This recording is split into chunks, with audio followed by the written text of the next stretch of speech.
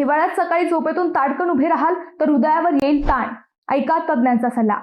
मंडळी, आता लवकरच थंडी पडेल. या काळात शरीरातील रक्तवाहिन्या आकुंचन पावतात आणि रक्तभिसरण मंदावते. त्यामुळे झोपेतून अचानक ताडकन उठून उभे राहिल्यास काही सेकंदातच मेंदू आणि हृदयापर्यंत रक्ताचा पुरवठा थांबतो.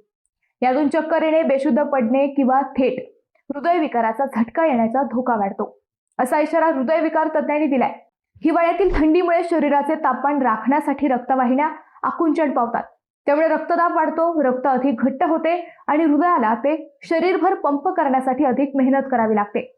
त्यामुळे हृदयावर ताण वाढतो. रात्री झोपेत शरीराचा रक्तदाब आणि हृदयाची गती कमी झालेली असते. अशा वेळी झोपेतून अचानक उठून उभे राहिल्यास रक्त त्वरित मेंदूपर्यंत पोहोचत नाही. काही क्षणासाठी मेंदूतील रक्तपुरवठा कमी झाल्याने चक्कर, डोळ्यांसमोर अंधारी येणे किंवा बेशुद्ध पडणे अशी लक्षणे दिसू शकतात. त्यामुळे तज्ज्ञ सल्ला देतात की झोपेतून उठताना घाई गडबड करू नये.